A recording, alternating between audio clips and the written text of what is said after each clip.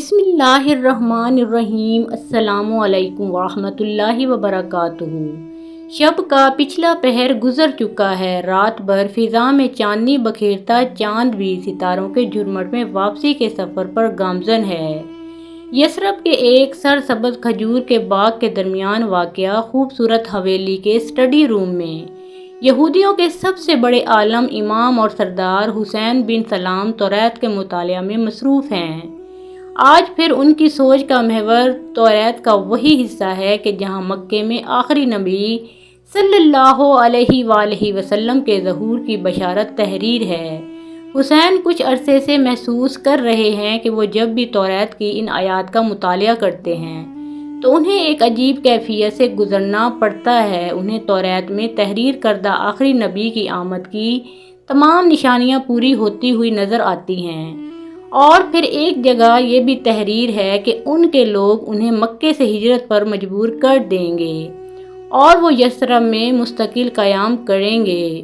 تو کیا میں اللہ تعالیٰ کے اس آخری رسول صلی اللہ علیہ وآلہ وسلم کا دیدار کرنے کا شرف حاصل کر سکتا ہوں؟ یہ سوال ایک شدید خواہش کے روپ میں ڈھل کر انہیں بے چین و بے قرار کر دیتا ہے۔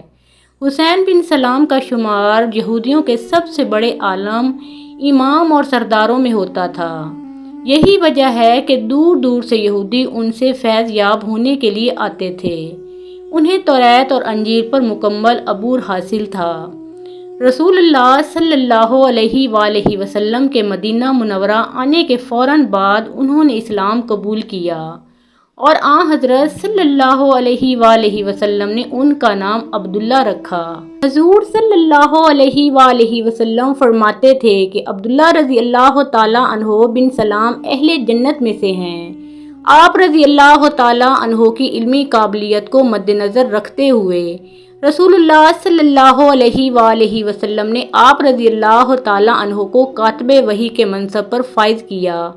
آپ رضی اللہ تعالیٰ عنہ کا نام عبداللہ کنیت ابو یوسف ہے۔ آپ رضی اللہ تعالیٰ عنہ یہودیوں کے ایک قبیلے بنو قینقاع کے ایک فرد تھے، جن کا سلسلہ حضرت یوسف علیہ السلام سے ملتا ہے۔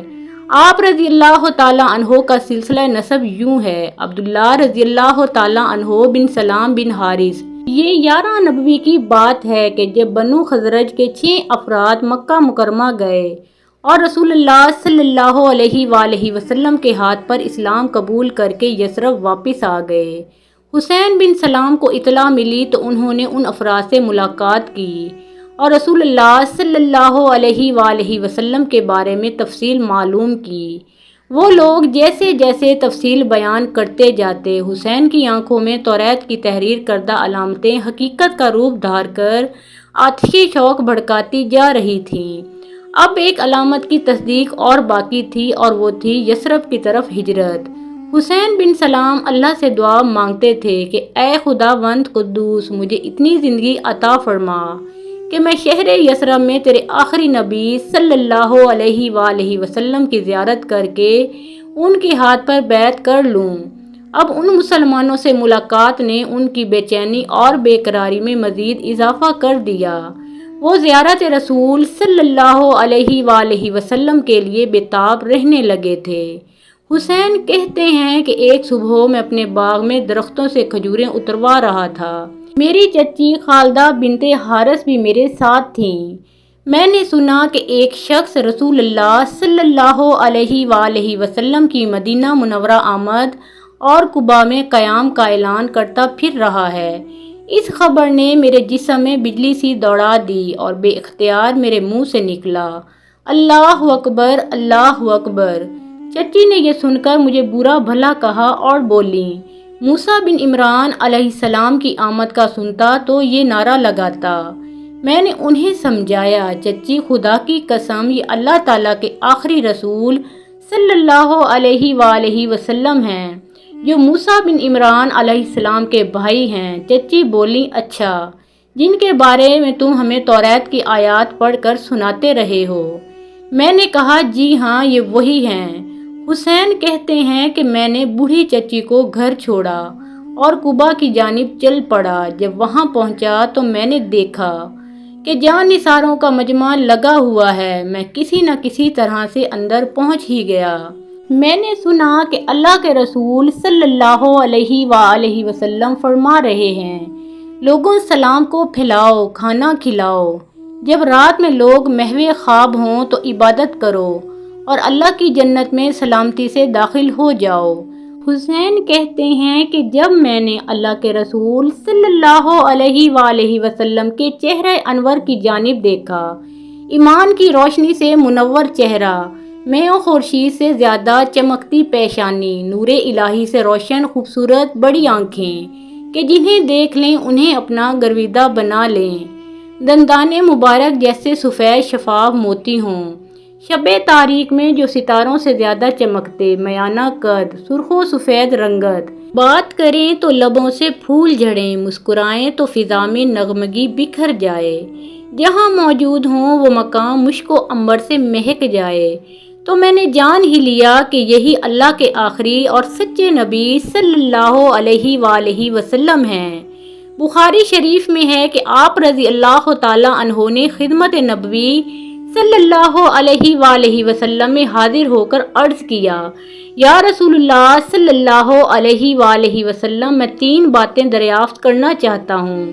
ایک، علامات قیامت میں سے پہلی علامت کون سی ہے؟ نمبر 2، اہل جنت کو پہلی چیز کھانے کو کیا ملے گی؟ نمبر 3، کیا وجہ ہے کہ بچہ کبھی تو ماں کی شکل پر ہوتا ہے اور کبھی باپ کی شکل پر؟ سرکار دو عالم صلی اللہ علیہ وآلہ وسلم نے تینوں سوالوں کے جواب اس طرح دیے۔ نمبر 1، قیامت کی پہلی نشانی ایک آگ ہوگی جو لوگوں کو مشرق سے مغرب کی جانب ہنکالے جائے گی۔ نمبر 2، اہل جنت کی پہلی خوراک مچھلی کی کلیجی پر جو ٹکڑا اٹکا رہتا ہے وہ ہوگا۔ نمبر 3، ماں کا مادہ تولید غالب ہو تو بچہ ماں کی شکل پر، اور اگر باپ کا غالب ہو تو باپ کی شکل پر ہوتا ہے۔ حضرت عبداللہ رضی اللہ تعالیٰ عنہ بن سلام فوری طور پر مشرف با اسلام ہو گئے۔ حضرت صلی اللہ علیہ وآلہ وسلم نے آپ کا نام حسین سے تبدیل کر کے عبداللہ رکھا۔ وہ گھر تشریف لائے اور تمام اہل خانہ کو اسلام کی دعوت دی، جس پر سب نے اسلام قبول کر لیا۔ ان میں سے آپ رضی اللہ تعالیٰ عنہ کی چچی حضرت خالدہ رضی اللہ تعالیٰ عنہا بھی شامل تھیں، لیکن آپ رضی اللہ تعالیٰ عنہ نے گھر والوں کو ہدایت کی کہ فی الحال چند دنوں کے لیے اپنے مسلمان ہونے کو ظاہر نہ کریں۔ گھر والوں کو مشرف با اسلام کر کے آپ رضی اللہ تعالیٰ عنہ واپس نبی کریم صلی اللہ علیہ وآلہ وسلم کی مجلس میں تشریف لے گئے۔ حضرت عبداللہ رضی اللہ تعالیٰ عنہ بن سلام نے رسول اللہ صلی اللہ علیہ وآلہ وسلم سے عرض کیا، یا رسول اللہ صلی اللہ علیہ وآلہ وسلم، سب یہودی جانتے ہیں کہ میں ان کا سردار اور ان کے سردار کا بیٹا ہوں، ان سب سے زیادہ عالم ہوں اور ان سب سے زیادہ علم رکھنے والے کا بیٹا ہوں۔ آپ صلی اللہ علیہ وآلہ وسلم ان سے میرا حال تو دریافت فرمائیے۔ رسول اللہ صلی اللہ علیہ وآلہ وسلم نے یہودیوں کو بلوا لیا۔ یہودی آئے تو حضرت عبداللہ رضی اللہ تعالیٰ عنہ بن سلام گھر کے اندر چھپ گئے۔ رسول اللہ صلی اللہ علیہ وآلہ وسلم نے یہودیوں کو اسلام کی دعوت دی، مگر انہوں نے قبول کرنے سے انکار کیا۔ پھر رسول اللہ صلی اللہ علیہ وآلہ وسلم نے ان سے پوچھا، اچھا یہ بتاؤ کہ حسین بن سلام تم لوگوں میں کیسا آدمی ہے؟ انہوں نے کہا کہ وہ ہمارا سردار ہے، ہمارے سردار کا بیٹا ہے، ہم سب سے زیادہ عالم اور ہم سب سے زیادہ عالم کا بیٹا ہے، وہ ہم سب سے بہتر اور ہم سب سے بہتر آدمی کا بیٹا ہے۔ رسول اللہ صلی اللہ علیہ وآلہ وسلم نے فرمایا، اگر وہ مسلمان ہو جائے۔ یہودی کہنے لگے وہ ہرگز مسلمان نہیں ہوگا۔ رسول اللہ صلی اللہ علیہ وآلہ وسلم نے فرمایا، اے ابن سلام باہر آؤ۔ حضرت عبداللہ رضی اللہ تعالیٰ عنہ باہر آئے اور کہا، اے یہودیوں، اللہ سے ڈرو، تم جانتے ہو کہ یہ اللہ کے آخری رسول صلی اللہ علیہ وآلہ وسلم ہیں اور حق کے ساتھ آئے ہیں۔ یہودیوں نے کہا، تم جھوٹ بولتے ہو، تم سب سے زیادہ بدتر اور سب سے بدتر آدمی کے بیٹے ہو۔ حضرت سعد رضی اللہ تعالیٰ عنہ کہتے ہیں کہ رسول اللہ صلی اللہ علیہ وآلہ وسلم نے ان کی زندگی ہی میں ان کے لیے جنت کی بشارت دے دی تھی۔ حضرت عبداللہ رضی اللہ تعالیٰ عنہ بن سلام کے چہرے سے خشوع ظاہر ہوتا تھا۔ ایک دن ان سے کہا گیا، لوگ کہتے ہیں کہ آپ رضی اللہ تعالیٰ عنہ جنتی ہیں۔ کہنے لگے، اللہ کی قسم، کسی کو یہ سزاوار نہیں کہ وہ ایسی بات کہے جس کا اسے علم نہ ہو۔ میں تمہیں بتاتا ہوں کہ اس کی وجہ کیا ہے۔ ایک مرتبہ میں نے خواب میں دیکھا کہ میں ایک باغ میں ہوں جو بہت وسیع اور سرسبز و شاداب تھا۔ اس کے درمیان لوہے کا ایک ستون تھا جس کا اوپر کا حصہ آسمان میں تھا۔ اس کے اوپر ایک کڑا لگا ہوا تھا۔ مجھ سے کہا گیا کہ چڑھو۔ میں نے کہا میں نہیں چڑھ سکتا۔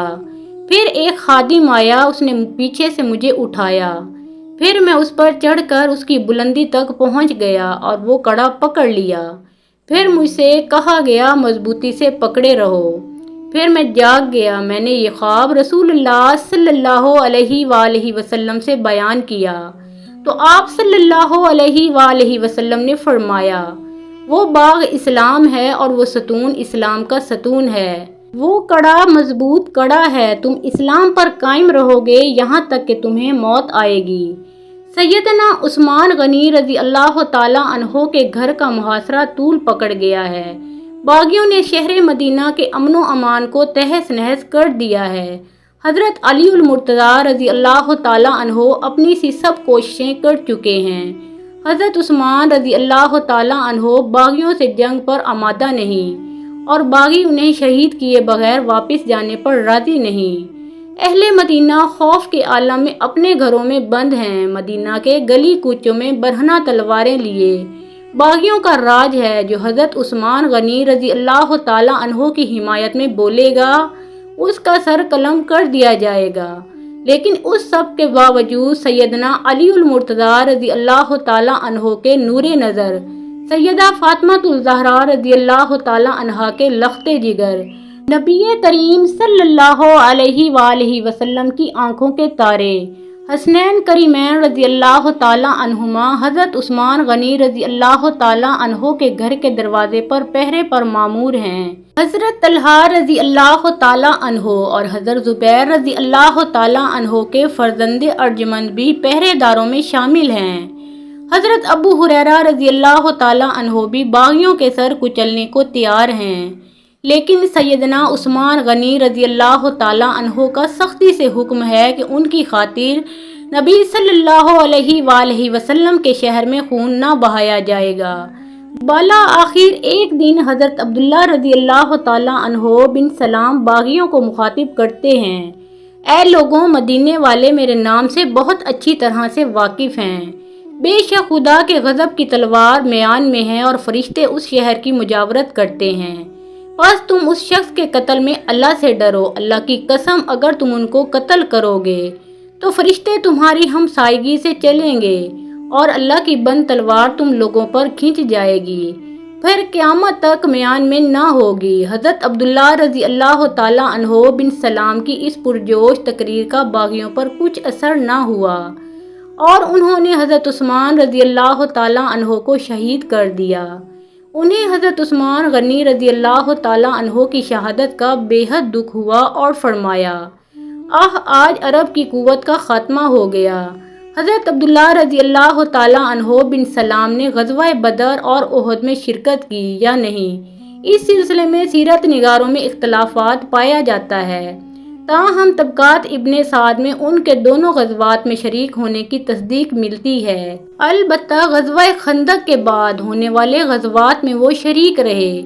اپنے وقت کے بہت بڑے فقیہ اور قرآن پاک کے عالم حضرت معاذ بن جبل رضی اللہ تعالیٰ عنہ کا جب آخری وقت قریب آیا تو لوگوں نے ان سے وصیت کی درخواست کی۔ انہوں نے کہا، یاد رکھو، علم اور ایمان دو ایسی چیزیں ہیں کہ اگر کوئی شخص ان کا طلبگار ہو تو یہ چیزیں اسے مل جاتی ہیں۔ تمہیں اگر علم کی طلب ہو تو اسے 4 لوگوں سے حاصل کرو۔ عبداللہ بن مسعود رضی اللہ تعالیٰ عنہ، سلمان فارسی رضی اللہ تعالیٰ عنہ، ابو الدرداء رضی اللہ تعالیٰ عنہ اور عبداللہ رضی اللہ تعالیٰ عنہ بن سلام۔ پھر فرمایا، عبداللہ رضی اللہ تعالیٰ عنہ بن سلام وہ شخص ہیں جو یہودی تھے۔ پھر مسلمان ہوئے۔ میں نے رسول اللہ صلی اللہ علیہ وآلہ وسلم سے سنا ہے کہ عبداللہ رضی اللہ تعالیٰ عنہ بن سلام عشرہ مبشرہ رضی اللہ تعالیٰ عنہ کی طرح ہیں۔ مدینہ منورہ میں برسوں سے آباد یہودی معاشی، معاشرتی اور سیاسی اعتبار سے بہت طاقتور حیثیت کے حامل تھے۔ نبی کریم صلی اللہ علیہ وآلہ وسلم کو اس بات کا احساس تھا کہ مدینہ ہجرت کے بعد اگر کوئی بڑی قوت مسلمانوں کو ذکر پہنچا سکتی ہے تو وہ یہودی ہوں گے۔ رسول اللہ صلی اللہ علیہ وآلہ وسلم حالات کی بہتری کے لیے دعا فرماتے رہے۔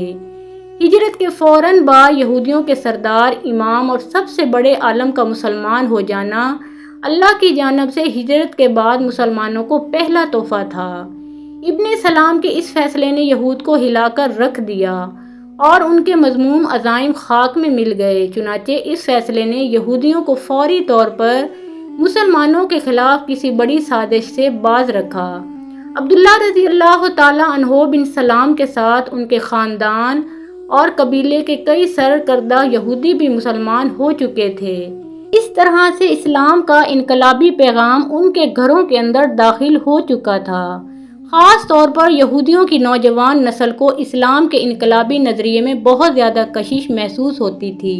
حضرت عبداللہ رضی اللہ تعالیٰ عنہ بن سلام کے قبول اسلام نے یہود کے ناقابل تسخیر تصور کیے جانے والے اتحاد کی بنیادیں ہلا دیں۔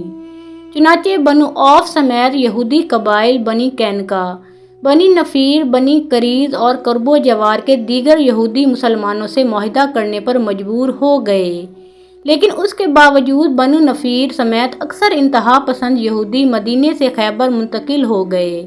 رسول اللہ صلی اللہ علیہ وآلہ وسلم عبداللہ رضی اللہ تعالیٰ عنہ بن سلام سے بہت محبت کرتے تھے اور دربار رسالت صلی اللہ علیہ وآلہ وسلم میں ان کا خاص مقام تھا، جس کی وجہ سے یہودی ہجرت کے ابتدائی دنوں میں مسلمانوں کے خلاف کوئی بڑی سازش کرنے میں ناکام رہے۔